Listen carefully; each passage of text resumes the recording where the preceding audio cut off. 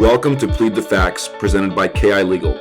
On today's episode, Michael Iakovou, co-founder of KI Legal, is joined by Josh Berger, commercial broker at Bobrow, to discuss commercial retail trends in the hospitality, cannabis, and office spaces. Hi everyone, welcome back. Mike from KI Legal here, joined again by the infamous Josh Berger. I'll take infamous. One day famous, but infamous I'll take. Infamous. What's the difference? Infamous is bad, famous is good. You're a good guy. Thanks. Yeah. He's still going to call me infamous.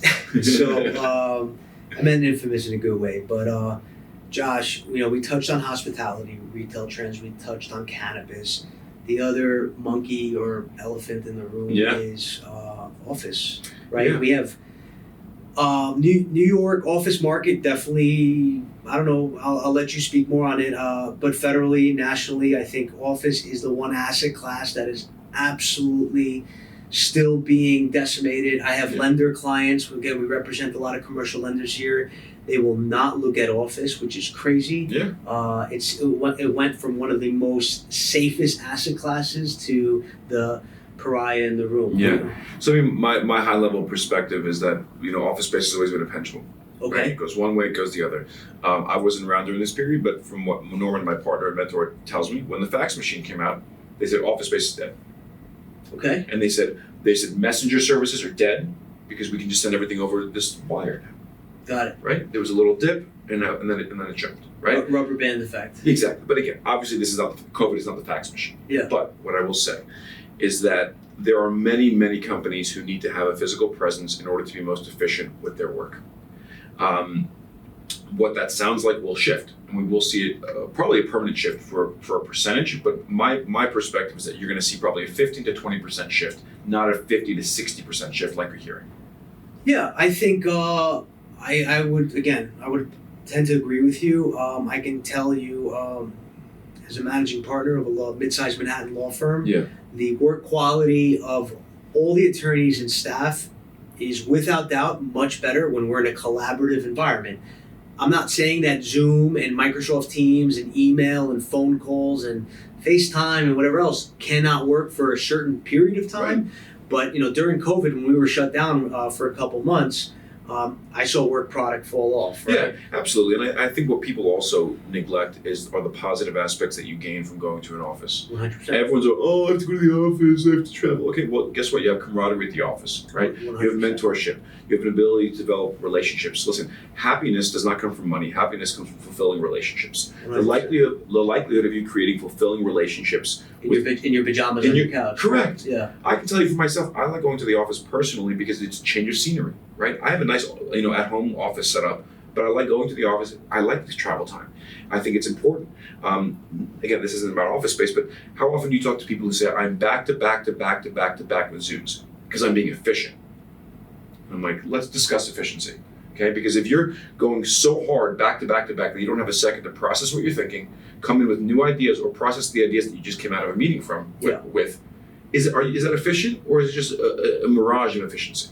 Right? Very, very good point. And so I think for me, right, I'm around the city all the time, so I'm not a great example in office because I'm in the office 20% of the day, even if I'm in the office full time. Yeah. Right? When I'm traveling from meeting to meeting, right? Let's say before I came down here, right? I was at a meeting.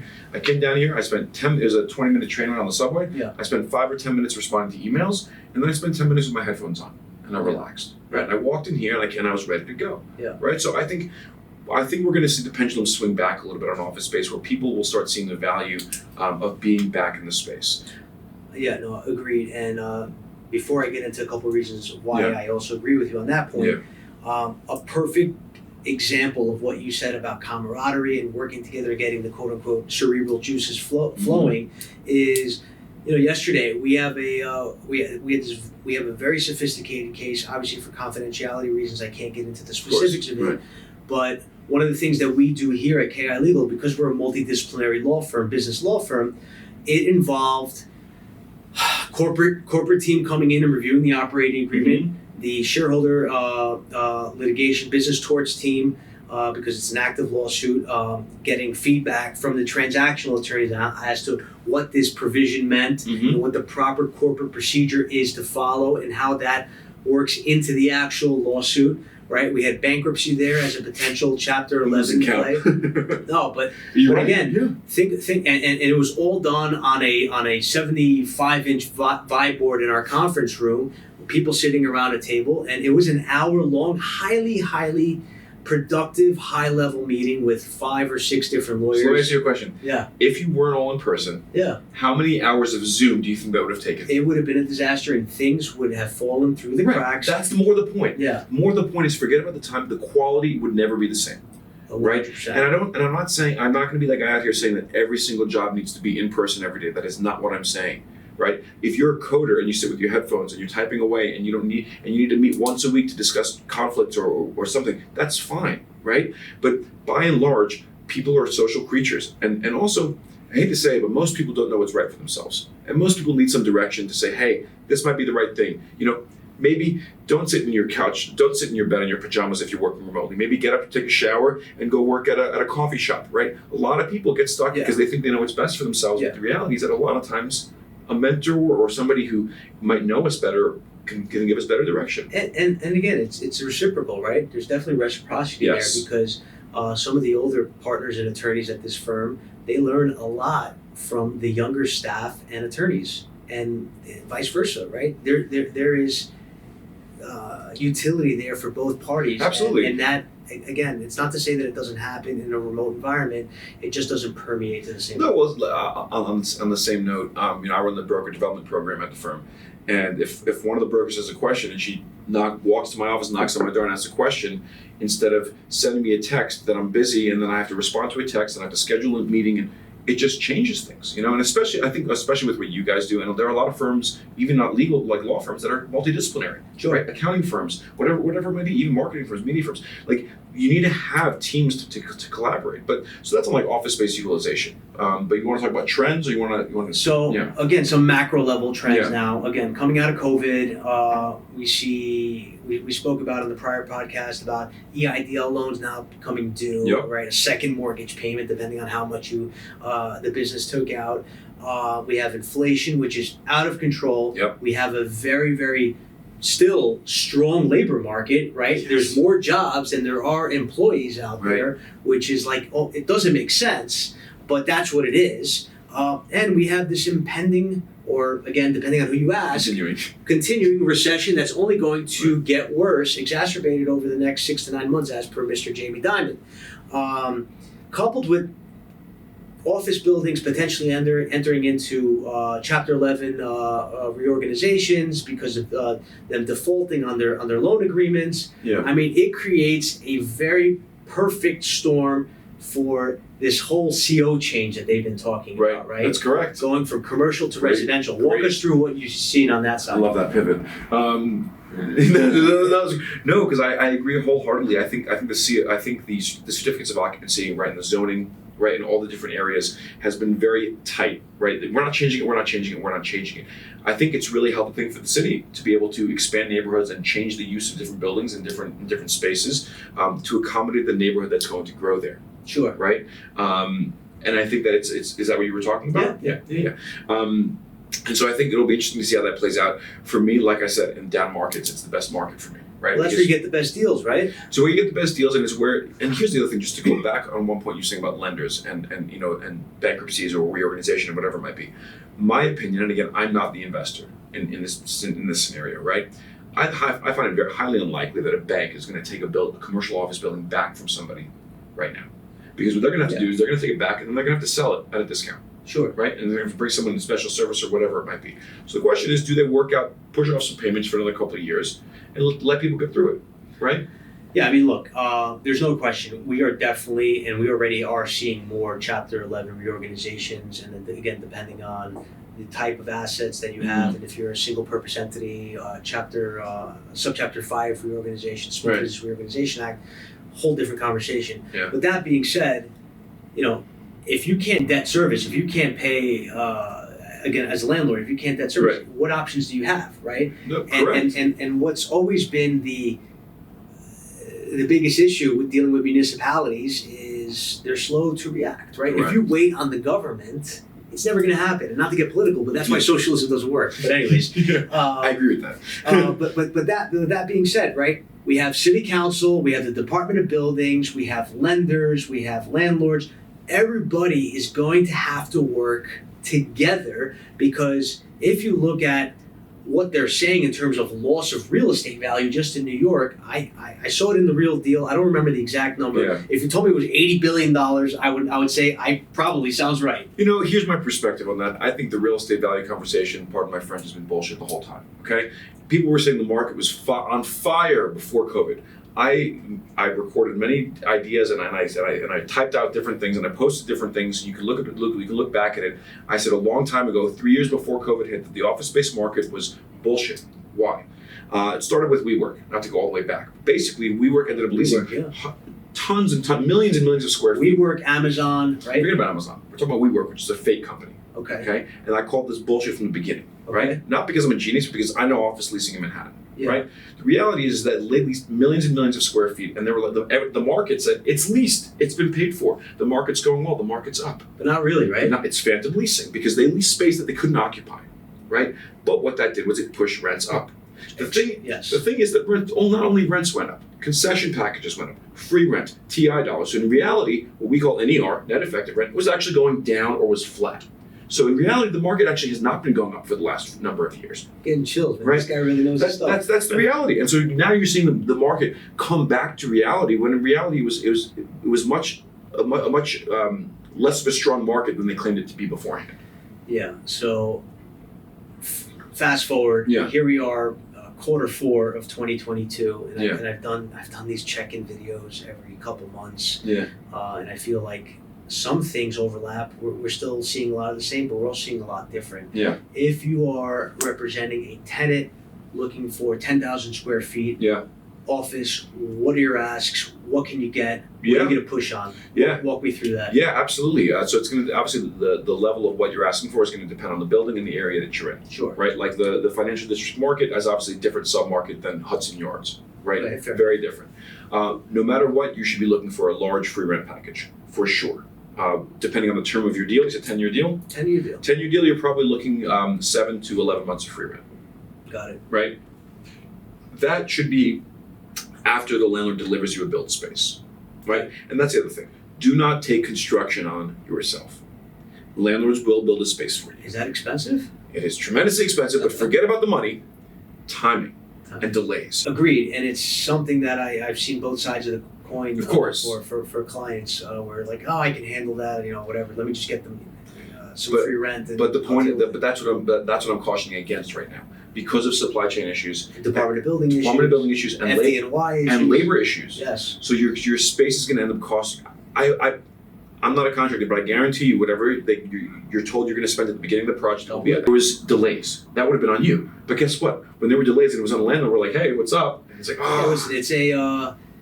Agreed, and it's something that I've seen both sides of the coin. Of course. For clients where like, oh, I can handle that, whatever. Let me just get them some free rent. But the point is but that's what I'm cautioning against right now. Because of supply chain issues, Department of Building issues, and FDNY issues, and labor issues. Yes. So your space is going to end up costing. I'm not a contractor, but I guarantee you, whatever you're told you're going to spend at the beginning of the project, it'll be at absolute minimum 25% more. Yeah. Absolute minimum if everything goes well. Yeah. Right? Why would you want to take on that risk? No. Right? Instead, you tell the landlord, instead of giving me 10 months of free rent, give me 6 months of free rent or 7 months of free rent, and hand me a space that I can walk in the door and turn the key. Got it. Right? So that's the one side. The other side is the sublease market. Sublease market is actually very, very active right now because you can go into a space that if it's pretty much built how you need it, you can walk in and what's called plug and play. Furniture's there, phones are there, sometimes even computers are there. Yeah.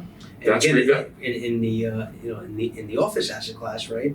All of those ancillary costs that you just described, phones, internet, desks. Mm-hmm. I mean, we're talking about hundreds of thousands of dollars. You're speaking theoretically, right? Trust me. It is expensive and, it's a tremendous undertaking. And no matter how bullish you are, we're talking about a point in time with, again, the recession, inflation, all that. If you can offload that risk, that's what we call offset that risk onto the landlord who's got a tremendous package of buildings and, very well to do it. And it's the same thing on the other side. If you're a building owner, you should be thinking the other side of the coin. which is let me give these guys an extra couple of months of free rent and let them take on the construction project. Yeah.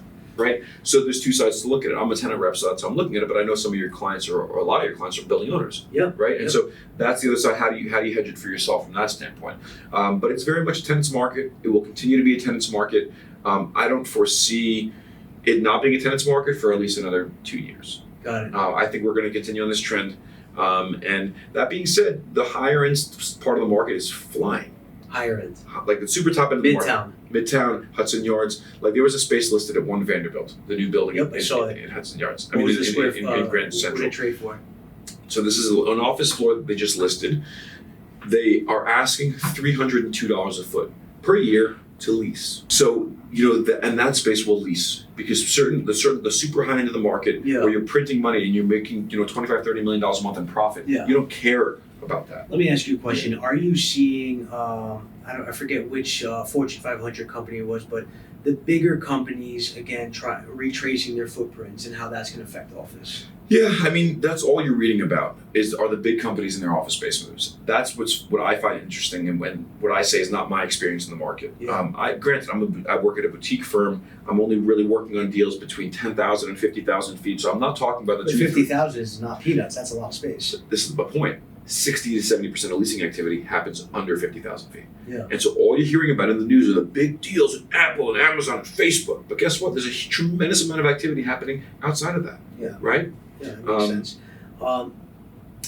In terms of where companies are moving, right? So historically, and again, you're going to fill me in here after this, but historically, if I might add, it was Broker Mike. Here we go. It was Wall Street, right, downtown, and then actually you moved up to Midtown, right. And then you kind of cut costs, retrace your footprint a little bit. You moved out to either Jersey, Connecticut, whatever. Right. Are you seeing companies go from Midtown to downtown because of the cheaper rent? Generally not. Okay. Generally, the people choose the submarket to be in because of the transportation and because of where their employees come from. Got it. Generally speaking, right? You're not really going to find. You might find someone in Midtown go from a direct space that was really expensive to a good building on a sublease for a short term for better value, but rarely do I find people really move submarkets. It's the same thing. 50% of my business every year is renewals for clients, right? And they say, "Oh, I have a great relationship with my landlord." And I say, "Yeah, you have a great relationship with your landlord, but your landlord also has partners and debt covenants on their building, right?" Yeah. And that's where you need representation, right? But the idea coming that. Sorry, I lost my train of thought because I was pitching myself.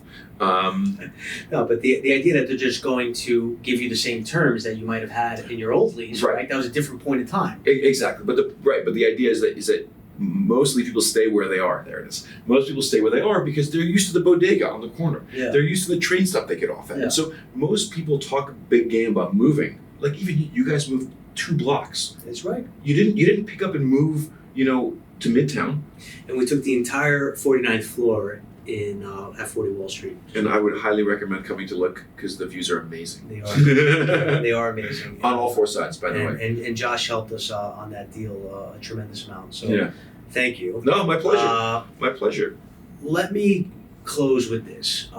This is again just my thoughts, not nothing legal, nothing business, but just looking at macro trends. Right, we have the labor market we touched on. We have inflation we touched on. We have the recession we touched on.